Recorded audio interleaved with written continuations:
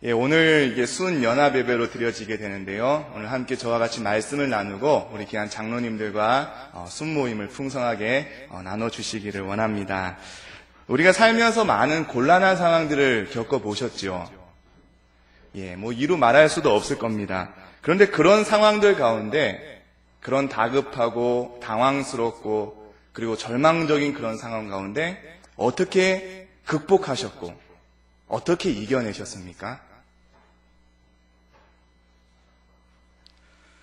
그리고 여전히 지금도 문제가 있지만은 무엇이 지금도 용기를 내게 하고 소망을 품게 하고 있습니까? 여기저기서 주님 이렇게 나오고 계시는데요. 우린 정답을 알고 있는 사람입니다. 바로 지금도 신실하신 여호와 하나님께서 우리와 함께 하시기 때문입니다. 아멘. 그래서 오늘 6절 말씀을 한번 같이 읽어보겠습니다. 6절 말씀 같이 한 목소리로 읽어보겠습니다. 시작. 백성들이 자녀들 때문에 마음이 슬퍼서 다윗을 돌로 치자 하니 다윗이 크게 다급하였으나 그의 하나님 여호와를 힘입고 용기를 얻었더라. 아멘. 자, 우리 1번 문제 관찰 문제 한번 보여주십시오. 우리 말씀 나누기 1번입니다. 한번 우리 같이 읽어보겠습니다. 잠시 시글락을 비웠다가 돌아온 다윗 일행에게 어떤 상황이 기다리고 있었나요? 자, 이것이 1번 관찰 문제인데 다윗 역시도 당황한 일이 있었습니다. 다급스러운 일들이 발생했습니다. 그런데 그의 하나님 여호와를 힘입고 용기를 얻고 일어난 다윗의 모습을 오늘 우리 본문 속에서 발견할 수가 있습니다.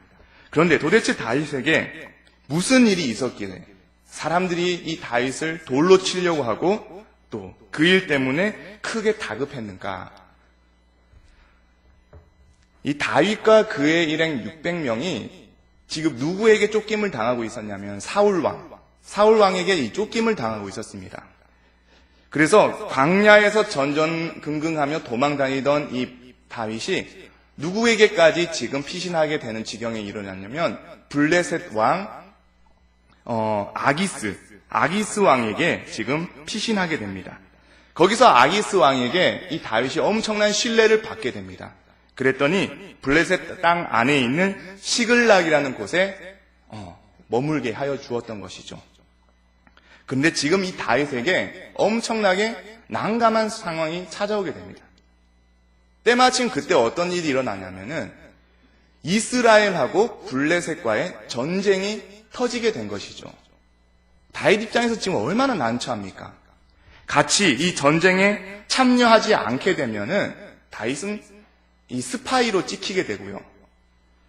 반대로 전쟁에 참여하게 되면은 자기 동족을 죽이는 그런 원수가 돼버리고 맙니다. 다윗 입장엔 너무나 난처하고 당황스러운 일인 거죠. 이러지도 못하고 저러지도 못하는 상황에서 때마침 하나님께서는 놀랍게 돌파구를 허락해 주시는데요. 그 블레셋의 수령들이 아기스 왕에게 찾아와가지고 다윗 왕은 절대 이 전쟁에 참여해서는 안 된다라고 합니다. 그를 돌려보내야 된다고. 언제 배신할 줄 모르는 이 다윗을 우리 전쟁터에 지금 함께 참여해서는 안 된다라고 강력하게 주장하죠. 아기스 왕은 다윗을 지금까지 지켜본 결과 다윗은 그럴 사람이 아니다. 강력하게 주장하는데도 이 수령들이 얼마나 완고한지 그 고집들을 꺾을 수가 없는 거죠. 그래서 어쩔 수 없이 이 아기스 왕이 다윗 보고 너 다시 시글락으로 돌아가라 이렇게 이야기한 거예요. 다윗 입장에 얼마나 이게 땡큐한 상황입니까? 너무나 고마운 일이죠, 이게. 그래서 이 시글락으로 돌아왔는데 이때 일이 터진 상황이에요. 시글락으로 다시 돌아왔더니 지금 어떤 일이 여기 터져버렸냐면은 우리 1절, 2절 말씀 같이 한번 읽어보겠습니다. 1절, 2절 시작. 다윗과 그의 사람들이 사흘 만에 시글락에 이른 때에 아말렉 사람들이 이미 네겝과 시글락을 침노하였는데 그들이 시글락을 쳐서 불사르고 거기에 있는 젊거나 늙은 여인들은 한 사람도 죽이지 아니하고 다 사로잡아 끌고 자기 길을 갔더라. 이 얼마나 황당한 일이 터졌습니까? 시글락에 다시 돌아와 봤더니 곳에 이 아말렉이 이 시글락을 침범한 거예요. 그래서 이 가족들을 다 사로잡아 가버리고 이 성읍들이 다 불탄 그런 상황에 놓여지게 된 것입니다. 급기야 다윗을 따르던 사람들이 이 다윗의 리더십에 반기를 들면서 이 다윗을 돌로 쳐 죽이자, 이런 소리까지 나오게 되는 지경에 놓인 것이죠. 여기서 잠깐, 이런 문제가 터졌을 때에 우리는 다윗의 사람들과 다윗의 반응을 한번 비교해서 살펴봐야 됩니다. 우리 4절 말씀 한번 보시겠습니다. 4절 같이 읽어보겠습니다. 시작. 다윗과 그에 함께한 백성이 울 기력이 없도록 소리를 높여 울었더라. 자, 믿음 좋은 사람, 정말 하나님을 신실하게 믿는 사람, 그런 사람들도 이런 당황스럽고 큰 문제가 덮치면은 어떻게, 우리들이 뭐 감정의 동요도 없고 그 상황 가운데서도 걱정하지 마, 하나님이 함께 하시오, 이렇게 넉넉히 평안할 수는 있습니까? 사실 그런 사람은 찾아볼 수가 없을 거예요. 인간이면 매 똑같은 게 사실 정상입니다. 슬프면 울어야 되고요. 내가 어쩌지 못하는 문제가 생기면은 먼저 사실 찾아오는 것이 이 낙심인 것은 인간의 자연적인 본성입니다. 두렵고 걱정되는 일이 일어나게 됩니다.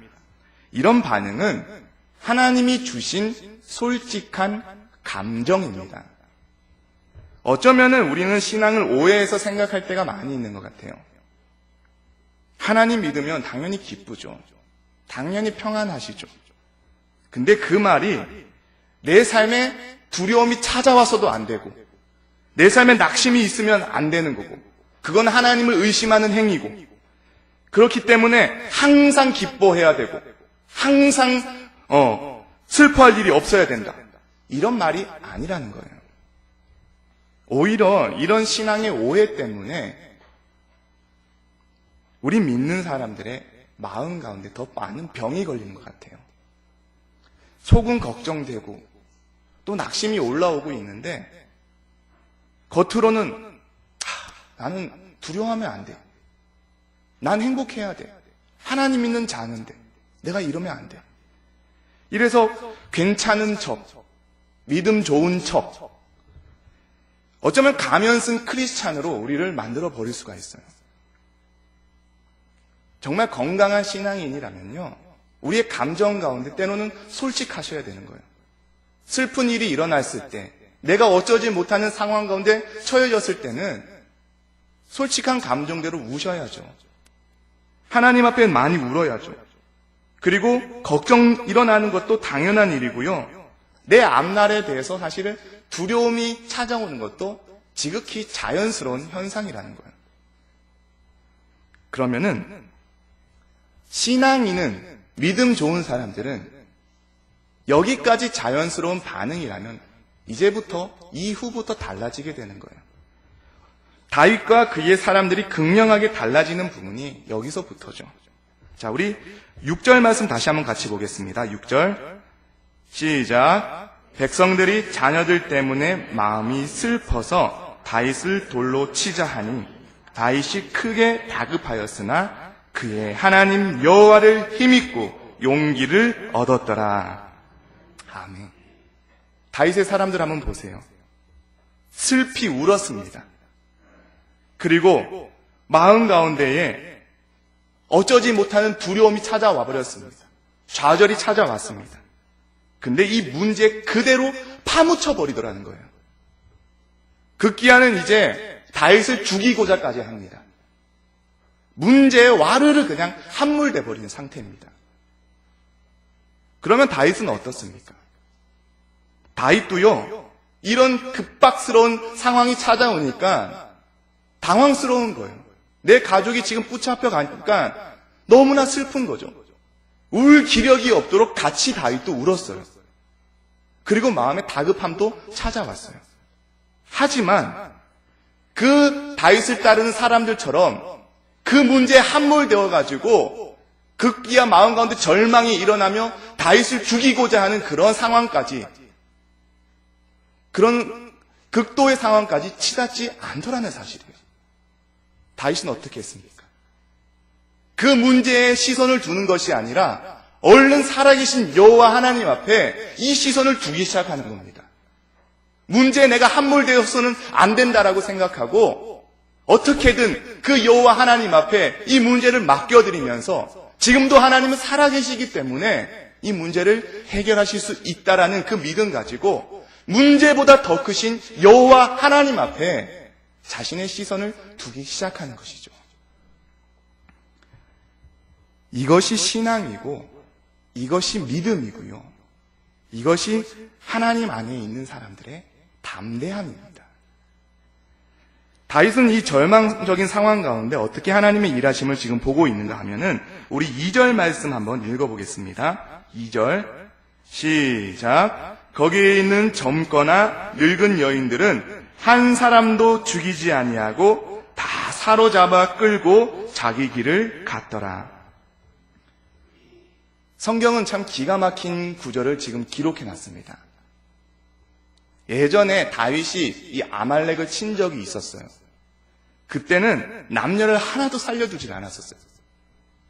그런데 이들이 지금 보복을 해왔는데 보복을 하려면 어떻게 했어야 됩니까? 사글이 다 죽여야죠. 그런데 오늘 이 말씀을 보시면은 젊거나 늙은 여인들을 한 사람도 죽이지 않았답니다. 그리고 이들을 다 포로로 그대로 잡아갔다는 것이죠. 이것은 하나님께서 이 아말렉의 마음을 친히 주장하지 않으셨으면 있을 수 없는 일입니다. 절망적인 이런 상황 가운데서도 이 작은 소망이 일어나고 있다는 것이죠. 다윗이 무엇을 보았냐면은 이런 약동하는 이 작은 소망, 이 가운데 일어나고 있는 여전히 하나님께서 붙잡고 있는 그 일하심을 다윗이 보고 있었다는 것입니다. 사람들은 다 끝났다 그래요. 소망이 없다 그래요. 그런데 지금 여전히 한 사람도 죽지 않고 끌고 간 이 사실을 다윗이 보고 있으면서 분명 이 속에 하나님의 보호하심이 있구나. 하나님의 간섭하심이 있구나. 이 신락 같은 소망을 붙잡고 일어나고 있더라는 사실이에요. 사랑하는 성도님, 문제 앞에 두려움이 없는 사람이 없습니다. 걱정되지 않는 사람이 없습니다. 그런데 우리는 그 가운데 함몰되어서는 안 되죠. 절망 가운데 우리에게 여전히 비춰지는 한 줄기 빛이 있습니다. 그 속에 작은 희망과 그 소망이 약동하고 있어요. 무엇 때문입니까? 여호와 하나님께서 여전히 살아계시기 때문에, 그 하나님께서 여전히 우리를 붙들고 계시기 때문에, 그 하나님께서 실수하지 않으시기 때문에 우리는 여호와 하나님으로 인하여 용기를 얻고 담대하게 다시 일어날 줄 믿습니다. 아멘. 그래서 2번 문제 한번 다시 보겠습니다. 관찰 질문 2번입니다. 같이 읽어보겠습니다. 시작. 다윗이 사태를 해결하기 위해 가장 먼저 한 일은 무엇인가요? 이후 아말렉을 치기까지 어떤 과정이 있었나요? 자, 이제 이 다윗이 이 사태를 해결하기 위해 아말렉을 쫓아가게 됩니다. 그런데 이 문제를 해결하기 위해 가장 먼저 한 일이 무엇인가? 7절, 8절 말씀 우리 읽어보겠습니다. 7절, 8절 시작. 다윗이 아히멜렉의 아들 제사장 아비아달에게 이르되 원하건대 에봇을 내게로 가져오라. 아비아달이 에봇을 다윗에게로 가져가매 다윗이 여호와께 묻자와 이르되 내가 이 군대를 추격하면 따라잡겠나이까 하니 여호와께서 그에게 대답하시되 그를 쫓아가라. 내가 반드시 따라잡고 도로 찾으리라. 아멘. 다윗은 이 문제 해결을 위해 가장 먼저 한 것이 무엇이었냐면 하나님 앞에 뜻을 물어보았다는 것이죠. 기도하였다는 것입니다. 이게 아주 단순한 문제 같은데, 단순한 해결법 같은데 어쩌면 우리 삶에는 이러지 않고 있는 게 더 많이 있어요. 내가 어쩌지 못하는 큰 사건을 직면하였을 때, 어떤 큰 문제를 만나게 되었을 때, 여러분은 가장 먼저 누가 떠오르십니까? 누가 날 도와줄 수 있을까? 어떤 돈 많은 사람이 떠오르지 않습니까? 어떤 인맥이 훌륭한 어떤 그런 사람이 떠오르지 않습니까? 그래서 마음으로는 조금씩 하나님을 의지하고 붙잡아야 한다라고 되뇌이지만 수없이 돌리는 것은 전화기고 다이얼이고 많은 시간 붙잡고 있는 것이 사람의 힘을 빌리려고 하는 우리들의 모습이지 않습니까? 때로는 수십 년간의 다방면의 많은 경험들 때문에 이 정도면은 얼마든지 내가 할 수 있어. 내 힘으로 그런데 이것저것 다 해보고 나서 하나님을 구하죠. 찾죠. 내가 결정을 다 하고 내가 준비를 다 하고 내가 이런 정도 작업을 다 하고 나서 그제서야 기도합니다. 하나님, 제가 이런 거 준비하고 있으니까 도와주십시오. 사실 이런 태도는 어떤 태도입니까? 하나님을 내 인생의 주인으로 모시는 행위가 아니라 실제 그 인생의 주인은 저예요. 우리예요. 하나님은 내가 결정한 것에 있어서 따라오면서 내 일을, 내가 결정한 이 일을 적당하게 도와주시는 그런 도우미 수준으로 우리 하나님을 대우하고 있는 그런 태도라는 것이죠.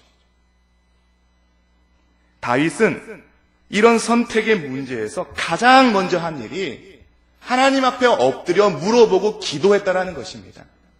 이것이 하나님을 내 인생의 주인으로 모시는 신앙이고 여호와를 의지하는 신앙입니다.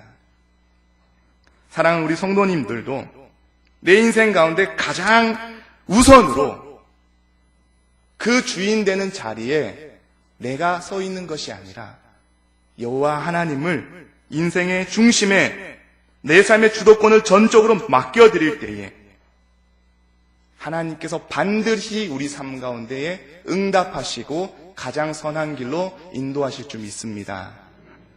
자, 이제 다시 이번 질문 보시면 아말렉을 치러 올라가는 길에 어떤 일을 만나게 되었는가? 어떤 과정이 있었는가? 우리 11절, 12절 말씀 같이 읽어보겠습니다.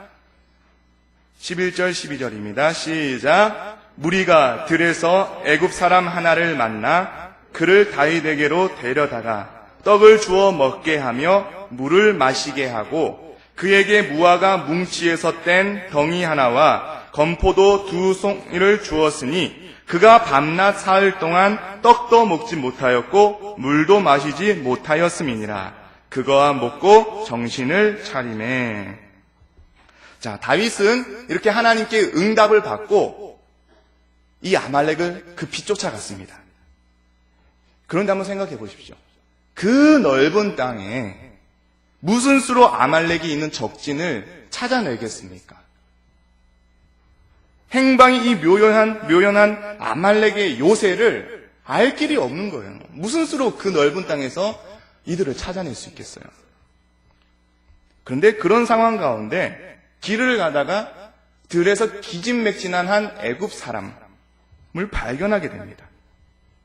이를 지나치지 않고 천한 종의 신분을 가진 이를 선대해 줍니다. 떡과 물을 주어 먹게 하고 다른 음식도 푸짐하게 대접해줘요. 한시가 바쁜 상황이거든요. 조금만 늦춰지면은 다윗과 그의 사람들, 그 가족들이 어떻게 될지 모르는 그 1분 1초가 사실 중요한 시간이지 않습니까? 이때가. 이런 상황 가운데 누추한 한 사람, 도움이 되지도 않는 이런 한 사람, 누가 신경이나 쓸 수 있겠습니까?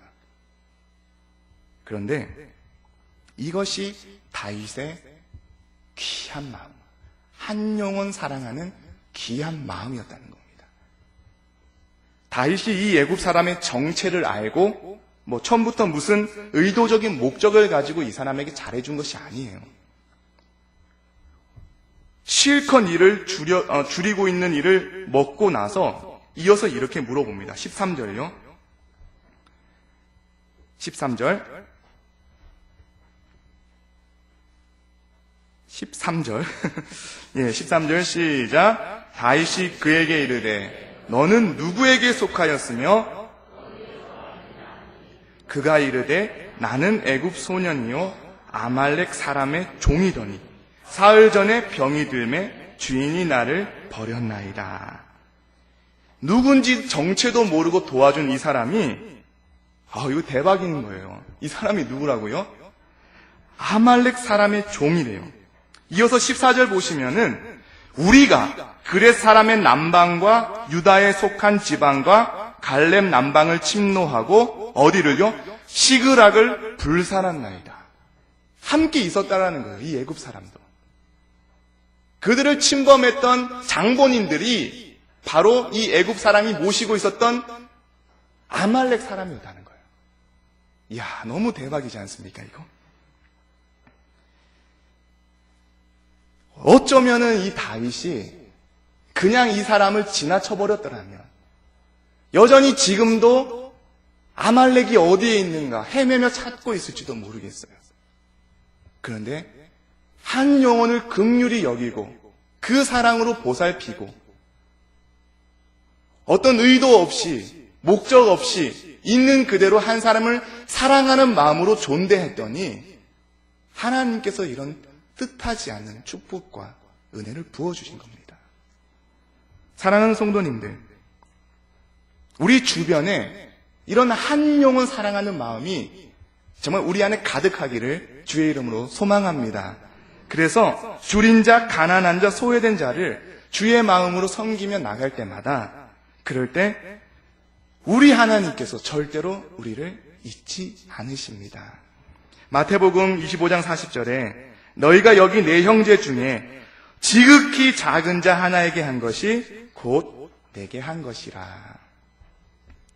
말씀을 이렇게 마무리하면서 다윗에게 있어가지고 이 모든 순간이 절망적이었지만 그와 함께 하신 우리 하나님은 너무나 대단하시고 정말 너무나 위대하신 우리 하나님이십니다. 그분만을 의지할 때에 하나님은 극적으로 우리에게 필요한 모든 것들을 하나하나 채우시고요. 그리고 필요한 사람들을 만나게 해 주십니다. 이제 삶 나눔 한번 보여주십시오. 이걸 오늘 이따가 우리 장로님들과 함께 나눠주시면 좋겠습니다. 사람들에게 비난받거나 배척당해서 낙심할 만한 상황은 언제였습니까? 그런 상황 가운데 어떻게 용기와 힘을 잃지 않았는가 함께 우리 순원들과 나눠주시고 그리고 온전히 하나님을 의지하며 행동해서 나갈 때 주님의 인도하심을 경험한 적들이 사실 다 많이 있으시잖아요.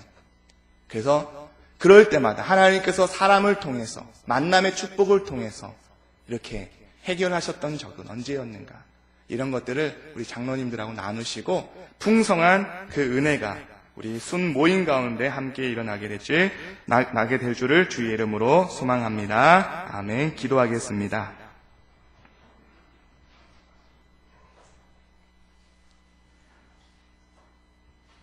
하나님 감사드립니다.